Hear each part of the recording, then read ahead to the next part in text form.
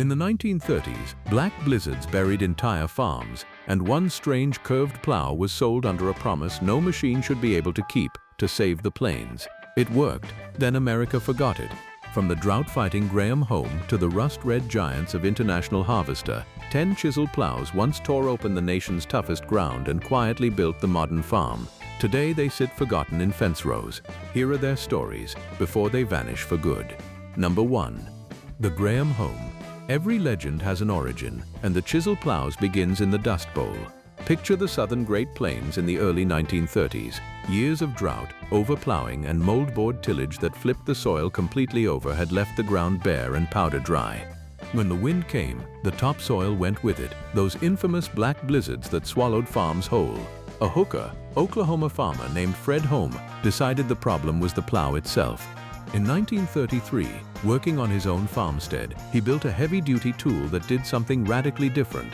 Instead of turning the soil upside down and burying the crop residue, his plow used curved shanks to fracture and loosen the ground while leaving stubble and trash on the surface, a natural shield against the wind. Hoeme and his sons built and sold roughly 2,000 of these plows straight off the farm. In 1938, a man named W.T. Graham bought the manufacturing and distribution rights and moved production to Amarillo, Texas. Graham strengthened the machine for the more powerful tractors coming onto the market, heavy H-beam frame members, tillage shanks made from newly developed manganese steel, and reversible double-tip chisel points. He designed low-crown 16-inch sweeps for shallow weed control that undercut the soil while leaving about 75% of the plant residue on top. Graham even patented a vibrating version of the plow, filing for that patent in 1947. They marketed it with one of the great slogans in farm history, "The plow to save the plains," and it sold worldwide. During the 7-year drought of the 1950s, it's estimated that about half of all Great Plains farmers owned a chisel plow, a staggering number for a single tool. The Graham-Hoeme was so effective that Australian keyline pioneer P.A. Yeomans, searching the entire world for a plow that wouldn't invert the soil, found the Texas-made Graham-Hoeme was the only thing available anywhere. It was produced for over 60 years, and in 2000 it was recognized as a historic landmark of agricultural engineering. Every chisel plow that follows in this video owes something to that curved shank Fred Hoeme welded up in Oklahoma. Number 2. The International Harvester No. 55. If the Graham-Hoeme was the pioneer, the International Harvester No. 55 was the workhorse, the plow that put chiseling into the hands of the average American farmer. International Harvester, badged on many machines as McCormick International, was the dominant force in farm equipment for much of the 20th century, born from the 1902 merger that combined the McCormick and Deere harvesting empires.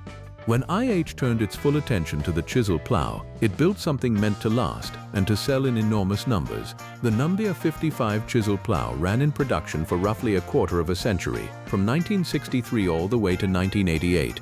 That's an extraordinary lifespan for any single implement model, and it tells you everything about how right IH got the design. Parts catalogs from the era show just how many versions existed. 2-rank and heavier frames, mounted and pull-type configurations, 7-foot and 11-foot extensions you could bolt on to widen the machine, cushion clamps and rigid clamps for the shanks, and even concertil frame options with extra clearance for high-residue ground. For a generation of farmers, the No. 55 simply was the chisel plow. It was the red machine parked at the edge of the field, the one the neighbor had, the one the dealer always had parts for. It handled fall tillage, busted up compaction, and buried just enough residue to prepare a seedbed without leaving the ground naked to the wind. So why is it forgotten? Because the brand that built it is gone. In 1985, International Harvester sold its entire agricultural division, and the following year the truck-only remnant of the company reorganized as Navistar. The red IH tractors and plows that once ruled American farms became orphans overnight. The No. 55 didn't fail. Its maker simply ceased to exist, and a machine that was once on half the farms in the county slowly faded into fence rows and scrap piles. Today you'll still find them at farm auctions, often selling for less than the steel is worth.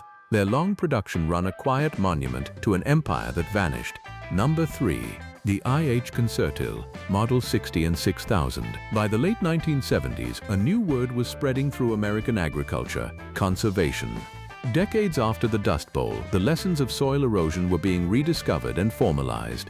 Farmers and researchers were talking about reducing tillage passes, keeping residue on the surface, and cutting the fuel and labor that heavy plowing demanded.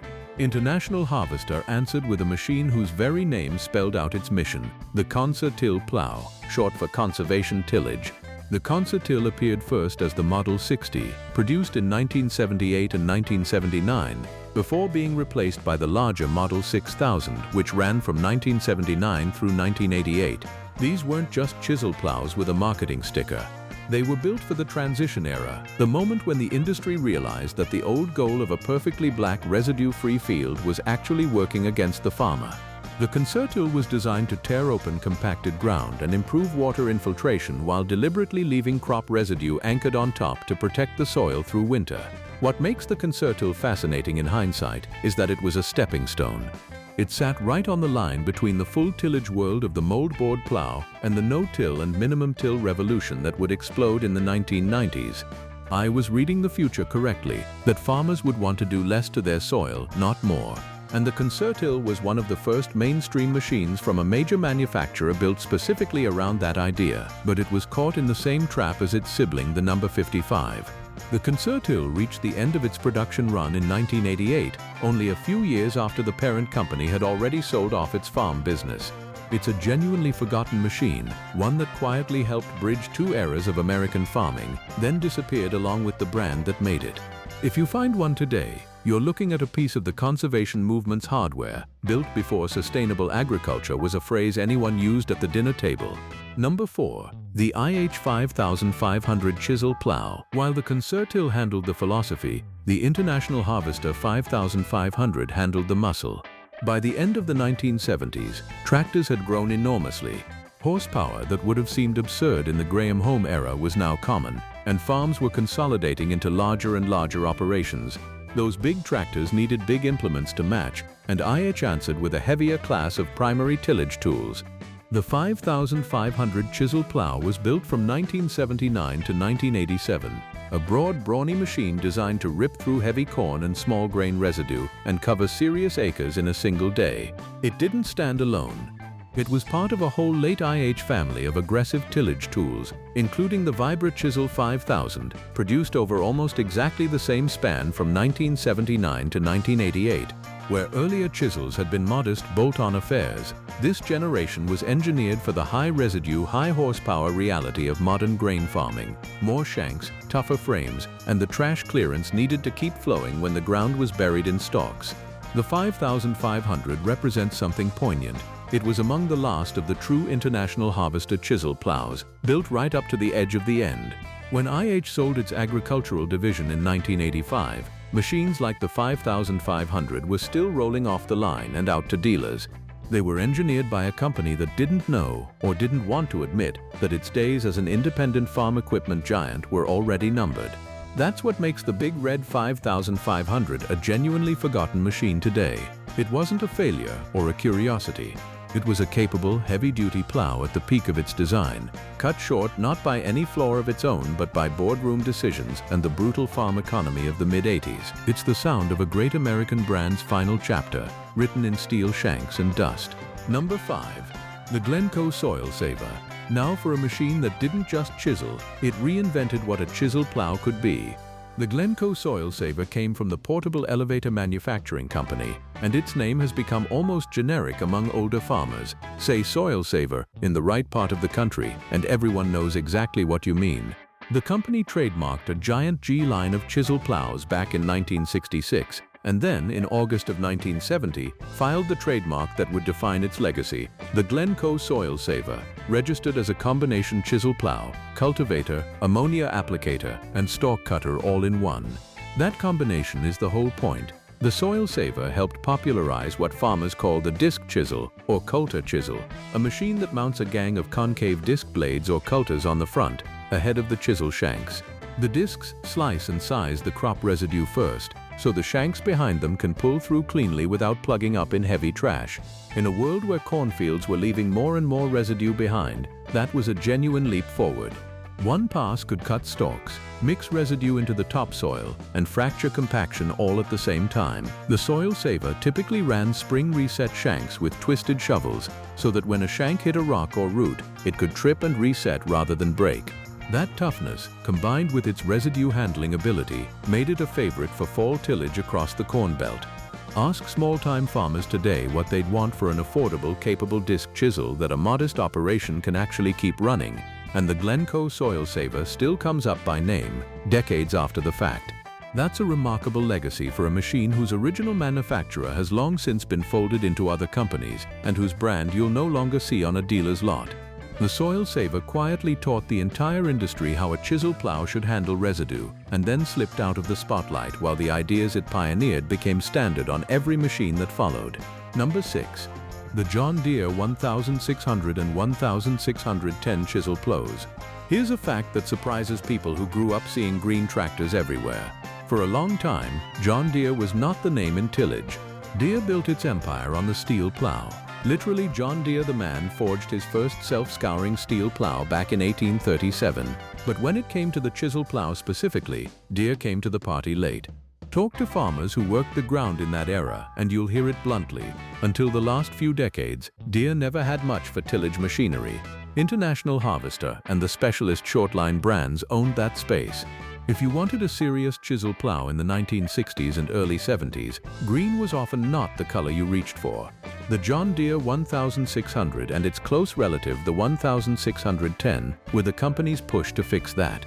These were the chisel plows Deere built to finally compete with IH's dominance in primary tillage. A dealer parts catalog for the 1610 series dates to 1978, placing these machines squarely in the 1970s. They came with either rigid or spring-loaded shanks, walking beam gauge wheels for depth control, and, importantly, good trash clearance for working through residue. The 1600 was engineered to run about 8 to 10 inches deep, right in the sweet spot for busting compaction and preparing a fall seedbed. Push it deeper into hard ground with the spring shank setup and it would start to bounce, a known trait among the farmers who ran them. Used with the right shovels, though, it was a solid, honest machine, and plenty of them worked reliably for decades on parts that stayed readily available. Why forgotten? Ironically, because Deere eventually got so good at tillage. The 1600 and 1610 were early efforts, later overshadowed by Deere's more advanced tillage lines as the company clawed its way to the top of that market too. These early green chisel plows are a reminder that even the biggest name in farming had to start somewhere, and that somewhere is now a quietly overlooked machine sitting behind the shed. Number 7. The Allis-Chalmers Chisel Plows. Some machines are forgotten because they were rare. Allis-Chalmers chisel plows are forgotten because the whole company disappeared out from under them. Allis-Chalmers, with its distinctive Persian orange paint, was one of the great names of American agriculture through the middle of the 20th century. The West Allis, Wisconsin firm built everything from the beloved little Model B and Model C tractors of the 1930s and 40s to full lines of tillage equipment. Among that equipment were chisel plows, sold under model designations like the 1500 and 1600, along with smaller mounted tools. These were straightforward, capable plows, pull-type frames with spring reset or rigid shanks, hydraulic lift axles, and the kind of no-nonsense construction that made Allis-Chalmers equipment a fixture on Midwestern farms. There was nothing exotic about them, and that was the point. They were meant to do a day's work year after year behind an orange tractor. The reason every Allis-Chalmers chisel plow now qualifies as a forgotten machine comes down to a single date. In 1985, Allis-Chalmers sold its agricultural equipment division to the German company Kleckner-Humboldt-Deutz, and the business was rebranded as Deutz Allis. The proud Allis-Chalmers name essentially vanished from new farm equipment. That means every genuine orange AC chisel plow you'll ever find was built no later than the mid-1980s. There simply are no newer ones. So when you spot one of these plows at a farm sale, weathered orange paint flaking off the frame, you're looking at more than a used implement. You're looking at the tail end of an entire company's story, a brand that helped mechanize American agriculture and then was absorbed, renamed, and largely forgotten within a generation. The chisel plows outlasted the company that built them, which is a strangely common fate for the machines in this video. Good iron, it turns out, is more durable than the corporations that stamp their names on it. Number 8. The Wil-Rich Chisel Plows. Not every important plow came from a giant like IH or Deere. Some of the best chisel plows came from small shops on the northern plains, and Wil-Rich is the perfect example. The Wil-Rich story starts humbly. It traces back to a blacksmith named Ed Schloiter in Lair, North Dakota, who designed and built a heavy-duty truck hoist. In the 1960s, a group of businessmen bought that small North Dakota operation, and from that two-man beginning, a shop making truck hoists, they grew one of the industry's real tillage specialists, eventually centered in Wahpeton, North Dakota. Wil-Rich did something smart. It focused. Rather than trying to be a full-line company selling tractors and combines and everything else, it concentrated on primary and secondary tillage, chisel plows, field cultivators, disc chisels and rippers, and it built them heavy. The northern plains and the Corn Belt demanded equipment that could handle large acreages and thick, high-residue conditions, and Wil-Rich earned a reputation for exactly that, rugged, no-frills iron that could take a beating. Among old-timers comparing chisel plows, you'll still hear the advice to skip the fancier brands and just buy an IH or a Wil-Rich, high praise for a company that started out bending sheet steel into truck hoists. Wil-Rich's independence didn't last. In 1981, the original owners sold the company to a firm in California, and from there it passed from one out-of-state owner to the next over the following decades, before eventually being purchased by the Swedish agricultural company Väderstad in 2021. That ownership churn is a big part of why Wil-Rich's classic chisel plows have slipped from memory, even though the machines themselves were excellent. A brand that changes hands over and over loses the continuity that keeps its story alive. But out on the northern plains, plenty of those tough old Wil-Rich chisels are still in the ground every fall. Proof that a small blacksmith's shop in Lair, North Dakota, built something that genuinely mattered. Number 9. The Krause Chisel Plows. To understand the Krause Chisel Plows, you have to start with a plow that wasn't a chisel plow at all, and a man who was fighting the wind a full generation before the Dust Bowl made it famous.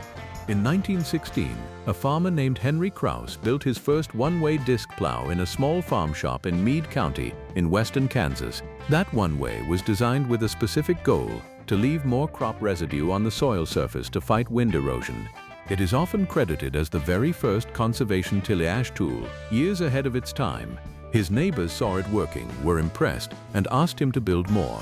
By the early 1920s, the business had outgrown his western Kansas shop, so Krause bought the old twin-wheel windmill factory in Hutchinson, Kansas, about 35 miles northwest of Wichita, and set up shop there. The scale of what followed is staggering. During World War II, Krause was granted a steel allotment to keep building plows for America's farmers, and it was calculated that in 1947 alone, Krause one-ways tilled more than 19 million acres and helped produce 380 million bushels of wheat. That's a single company's tillage tools feeding a nation at war and rebuilding after it. From that foundation, Krause expanded into a full line of tillage equipment, including the chisel plows and disc and coulter chisels that are our subject here. These machines carried the same DNA as that original one-way, built for the wheat country of the high plains, engineered to manage residue and prepare a good seedbed in tough, dry conditions. The company stayed under close family ownership for decades and became one of the most respected short-line tillage makers in the world. In 1988, Fortune magazine listed Krause tillage equipment among the 100 products that America makes best. Krause remained independent until 2011, when it was acquired by the Kuhn Group and became Kuhn-Krause. And that's the quiet tragedy of memory. The older, standalone Krause chisel plows, the ones that worked the Kansas wheat belt through the middle of the century, now sit in the shadow of a founder's legend and a modern corporate name. The machines that actually did the work are the ones we forget first. Number 10. The Case IH 5000, 600 and 5700 Chisel Plows. We end where two of the great names in this video collided, and where the golden age of the chisel plow quietly closed. In 1985, in the depths of a brutal farm recession, the Case Company, then owned by the conglomerate Tenneco, acquired International Harvester's agricultural business. Two of the oldest and most storied names in American farm equipment merged into one, Case IH. The familiar IH Red got a new partner in Case's Black, and a new generation of red and black machines rolled out to dealers. Among them were the chisel plows in the 5600 and 5700 series, built from the mid-1980s through the mid-1990s, alongside the larger 5800 that carried on even longer. These machines inherited the combined tillage know-how of both companies, International Harvester's decades of chisel plow dominance and Case's own long history as a plow and tillage maker stretching back to the 19th century. They were capable, modern primary tillage tools for the high horsepower farms of the era. But they arrived at a turning point. Through the 1990s, the ground was shifting beneath the chisel plow, figuratively this time. No-till farming, which disturbed the soil as little as possible, was spreading fast. Minimum till systems, one-pass combination tools, and eventually vertical tillage were changing how farmers thought about working their fields. The heavy chisel plow, which had defined primary tillage for half a century, was slowly being pushed toward the margins, so the Case IH 5600 and 5700 represent a fitting final chapter. They were the product of a historic merger, built with the accumulated wisdom of two giants, and they came of age just as the whole practice they were built for began to fade. They're forgotten not because they were bad, but because the world moved past the very idea of dragging a chisel plow across every acre, every fall. So that's it for today. If you like this video, then please hit the like and subscribe button for more videos. Thanks for watching.